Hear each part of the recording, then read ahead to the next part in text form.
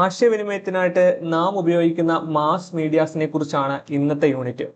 മാധ്യമങ്ങളും സാമൂഹിക പ്രതിഫലനങ്ങളും, media and social reflection എന്നാണ് യൂണിറ്റിന്റെ പേര്. 8ാം ക്ലാസ്സിലെ പാർട്ട് 1 സോഷ്യൽ സയൻസിലെ 7ാമത്തെ യൂണിറ്റ് ആണ് നമ്മൾ ഇന്ന് ചർച്ച ചെയ്യുന്നത്. എല്ലാ കൂട്ടുകാർക്കും HPSലേക്ക് സ്വാഗതം.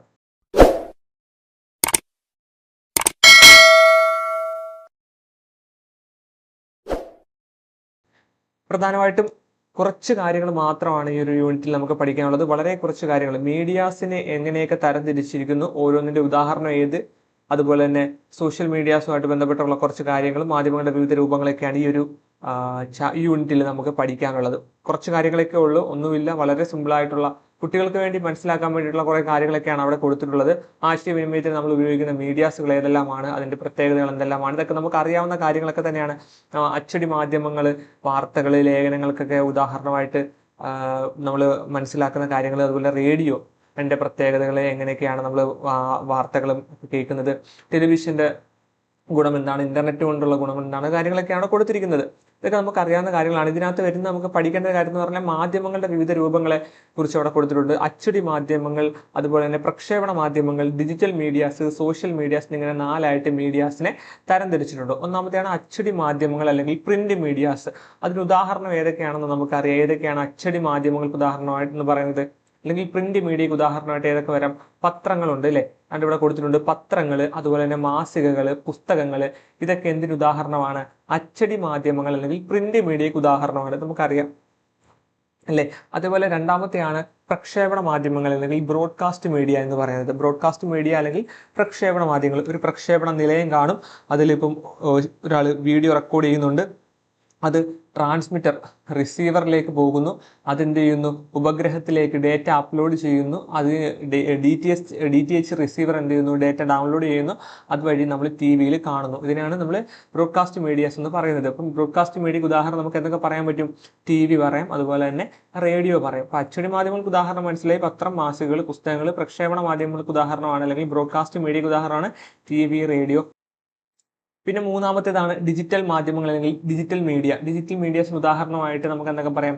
വെബ്സൈറ്റ് പറയാം, അതുപോലെ തന്നെ ബ്ലോഗ്സ് ഒക്കെ പറയാൻ പറ്റും അല്ലേ. നമ്മുടെ സംസ്ഥാന വിദ്യാഭ്യാസ ഗവേഷണ പരിശീലന സമിതി SCRT-യുടെയും അതുപോലെ തന്നെ സമഗ്ര പോർട്ടലിന്റെയും ഹോം പേജിന്റെ ചിത്രങ്ങളൊക്കെയാണ് അവിടെ കൊടുത്തിട്ടുള്ളത്. അപ്പം ആ സൈറ്റൊക്കെ, അപ്പോൾ നമ്മുടെ SCRT-യുടെയും സൈറ്റ്, സമഗ്രയുടെ സൈറ്റ്, ഇതെല്ലാം എന്താണ്? ഇതിന് ഉദാഹരണമായിട്ട് പറയാം. ഡിജിറ്റൽ മീഡിയാസിന് ഉദാഹരണമായിട്ട് പറയാം. വെബ്സൈറ്റും ബ്ലോഗും ഒക്കെ എന്തിന് ഉദാഹരണമാണ്? ഡിജിറ്റൽ മീഡിയയ്ക്ക് ഉദാഹരണമാണ്. അതുപോലെ തന്നെ നാലാമത്തേതായിട്ട് കൊടുത്തിട്ടുള്ളത് സാമൂഹിക മാധ്യമങ്ങളാണ്. സോഷ്യൽ മീഡിയാസിനെയാണ് നാലാമത്തായിട്ട് കൊടുത്തിട്ടുള്ളത്.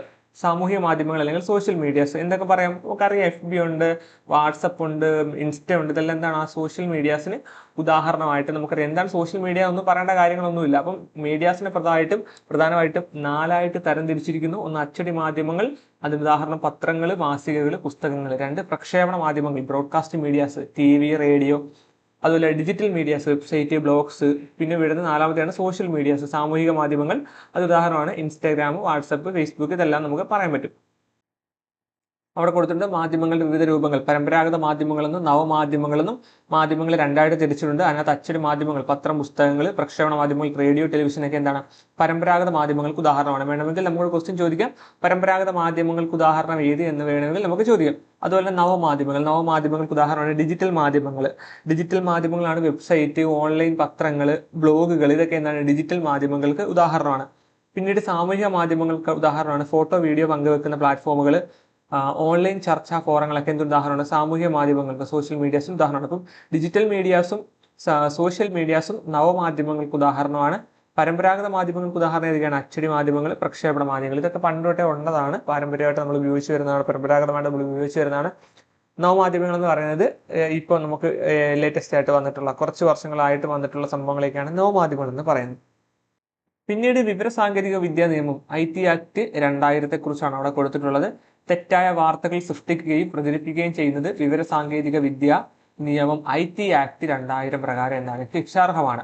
വിവരവിനിമയ സാങ്കേതിക വിദ്യകൾ ഉപയോഗിച്ചോ അവയെ ലക്ഷ്യം വെച്ചോ നടത്തുന്ന കുറ്റകൃത്യങ്ങളാണ് സൈബർ കുറ്റകൃത്യങ്ങൾ. കമ്പ്യൂട്ടർ, മൊബൈൽ ഫോൺ, ഡിജിറ്റൽ ക്യാമറകൾ തുടങ്ങിയവയാണ് ഇതിലെ ഉപകരണങ്ങളായിട്ട് വരുന്നത്. സൈബർ കുറ്റകൃത്യങ്ങളിൽ ഏർപ്പെടുന്നവർക്ക് കർശനമായ നിയമ നടപടികളും ശിക്ഷയും ഉറപ്പാക്കുന്നതിന് പാർലമെന്റ് പാസാക്കിയ നിയമമാണ് വിവരസാങ്കേതിക വിദ്യാ നിയമം, IT ആക്ട് 2000 എന്ന് പറയുന്നത്. നമുക്കറിയാമല്ലോ. അതുപോലെ തന്നെ പിന്നെ സൈബർ തട്ടിപ്പ് അല്ലെങ്കിൽ കുറ്റകൃത്യങ്ങളിലൊക്കെ നമുക്ക് പെടുകയാണെങ്കിൽ അതുപോലെ നമ്മുടെ അക്കൗണ്ടിൽ നിന്ന് കാശുകൾ വല്ലതും ഡെബിറ്റ് ആവുകയൊക്കെ ചെയ്യുകയാണെങ്കിൽ നമ്മൾ വിളിക്കേണ്ട നമ്പർ എന്ന് പറയുന്നത് എത്രയാണ്? അത് വേണമെങ്കിൽ ഒരു ക്വസ്റ്റ്യൻ ആയിട്ട് വരാം. 1930 അതൊന്ന് മനസ്സിലാക്കി വെച്ചേക്കണം. അല്ല, നമ്മൾ പരീക്ഷയ്ക്ക് പഠിക്കാൻ വേണ്ടി മാത്രമല്ല, അല്ലാതെയും നമ്മൾ മനസ്സിലാക്കി വെക്കേണ്ട ഒരു നമ്പറാണ് 1930. എന്തെങ്കിലും കാരണം കൊണ്ട് നമ്മുടെ അക്കൗണ്ടിൽ നിന്ന് കാശ് വല്ലതും ഡെബിറ്റ് ആവുകയോ വല്ലതും ചെയ്യുകയാണെങ്കിൽ നമ്മൾ വിളിക്കേണ്ട നമ്പറാണ് 1930. പിന്നീട് നമുക്ക് നിർമ്മിത ബുദ്ധി, ആർട്ടിഫിഷ്യൽ ഇന്റലിജൻസിനോട് കൊടുത്തിട്ടുണ്ട്. നമുക്കറിയാം ഇപ്പൊ എല്ലാം ആർട്ടിഫിഷ്യൽ ഇന്റലിജൻസ് വഴിയാണ് വീഡിയോസ് എല്ലാം ക്രിയേറ്റ് ചെയ്യുന്നത് അല്ലെ. മനുഷ്യരെ പോലെ ചിന്തിക്കാനും തീരുമാനമെടുക്കാനും യന്ത്രങ്ങളെ സജ്ജമാക്കുന്നതാണ് നിർമ്മിത ബുദ്ധി എന്ന് പറയുന്നത്. കമ്പ്യൂട്ടർ സംവിധാനങ്ങൾ വഴിയുള്ള മനുഷ്യബുദ്ധിയുടെ അനുകരണത്തെ സൂചിപ്പിക്കുന്നു. പഠനം, തീരുമാനമെടുക്കൽ, പ്രശ്നപരിഹാരം തുടങ്ങിയ ജോലികൾ ചെയ്യാൻ നിർമ്മിത ബുദ്ധി, ആർട്ടിഫിഷ്യൽ ഇന്റലിജൻസ് കൊണ്ട് ഹെൽപ്പ് ആവുന്നു എന്നാണ് അവിടെ കൊടുത്തിട്ടുള്ളത്. ഓക്കെ, പിന്നീട് ബിഗ് ഡാറ്റ കൊടുത്തിട്ടുണ്ട്. ബിഗ് ഡാറ്റ എന്നത് വളരെ സങ്കീർണവും പരമ്പരാഗത ഡാറ്റ പ്രോസസ്സിംഗ് സോഫ്റ്റ്വെയറിന് കൈകാര്യം ചെയ്യാൻ കഴിയാത്തതുമായിട്ടുള്ള വലിയ ഡാറ്റ സെറ്റുകളെയാണ് ബിഗ് ഡാറ്റ എന്ന് പറയുന്നത്. അതും ആ പേരിൽ തന്നെ ഉണ്ട്, നമുക്കറിയാം. പിന്നീട് മൂന്നാമതാണ് അൽഗോരിതം. നമുക്കറിയാം, എല്ലാ സോഷ്യൽ മീഡിയ പ്ലാറ്റ്ഫോമുകളും അൽഗോരിതം വഴിയിട്ടാണ് പ്രവർത്തിക്കുന്നത്. നമുക്കറിയാം അൽഗോരിതം എന്ന് പറഞ്ഞത് ഒരു പ്രശ്നം പരിഹരിക്കുന്നതിനുള്ള ഘട്ടം ഘട്ടമായിട്ടുള്ള നടപടിക്രമങ്ങളോ ഫോർമുലകളോ ആണ്. നിർമ്മിത ബുദ്ധി, ബിഗ് ഡാറ്റ എന്നിവയുടെ പശ്ചാത്തലത്തിൽ ഡാറ്റ വിശകലനം ചെയ്യുന്നതിനും പാറ്റേണുകൾ തിരിച്ചറിയുന്നതിനും പ്രവചനങ്ങൾ നടത്തുന്നതിനും അൽഗോരിതങ്ങൾ ഉപയോഗിക്കുന്നുണ്ട്. ഉദാഹരണത്തിന് സെർച്ച് എഞ്ചിനുകൾ, മെഷീൻ ലേണിംഗ് മോഡലുകൾ എന്നിവയെല്ലാം പ്രവർത്തനത്തിന് അൽഗോരിതങ്ങളെ ആശ്രയിക്കുന്നു. അപ്പോൾ അൽഗോരിതം എന്താണെന്നും ഒന്ന് മനസ്സിലാക്കി വെച്ചേക്കണം. ബിഗ് ഡാറ്റ അറിയാം, അതുപോലെ തന്നെ AI. ഇത്രയും കാര്യങ്ങളൊക്കെ ഉള്ളൂ നമ്മുടെ ആ ഒരു ചാപ്റ്ററിനകത്ത് കൊടുത്തിട്ടുള്ളത്.